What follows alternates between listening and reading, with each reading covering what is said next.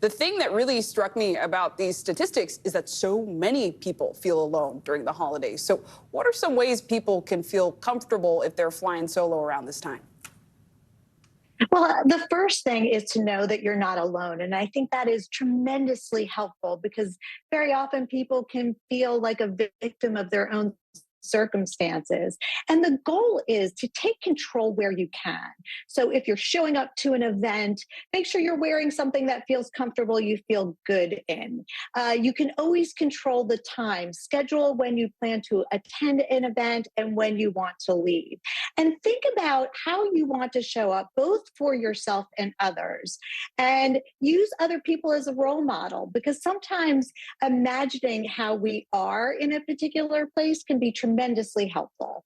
And it can sound a little ironic, but sometimes you can feel alone even when you're surrounded by people. They can even be your blood relatives. So how do you cope with those feelings? What do you recommend? It's so true. People who have been highly criticized or don't have the highest self esteem or are perfectionists can sometimes feel this way. And the goal is to reveal a little bit more about who you are. If you're having this feeling, ask yourself why. What do you need to do to feel more connected to others in your life? And maybe it's just sharing a little bit more about who you are and asking others what you want from them. And that can make a relationship feel so much more bonded and secure. I love that. And that's also essentially a tip for finding community if you're feeling lonely too. I wonder, what are some ways to embrace self-care during this time? Because a lot of people, they're alone. Maybe they can dig into their mental, spiritual, physical health. What does that look like? Yeah, if you're alone, plan ahead of time. What do you want to do? How do you want to use this time? Is there something that you wanted to do that you haven't had time to do? Maybe it's watching movies. Maybe it's reading that book.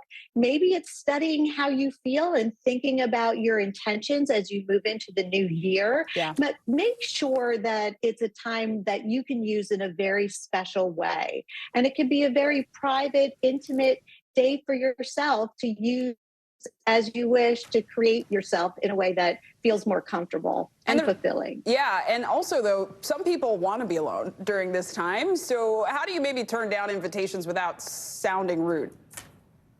Such a good question. It is perfectly legitimate to say that you have plans.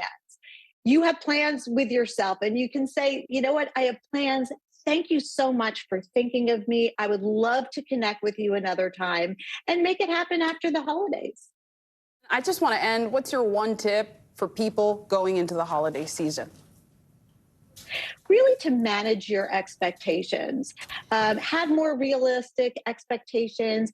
Ask yourself, how do you want this day to be for you? And try to meet your needs and create the day in a way that works for you. And if you want to feel different moving into the next year, think about what you need to do in order to make that happen. I love that. Spend time reflecting, go in with intention, and also know that nothing's ever permanent. Things can change, and we have a lot of That's power right. to make that change. Dr. Robi Ludwig, thank you as always, and happy holidays. Thanks for being with me. Happy holidays. Good to to see you you. too.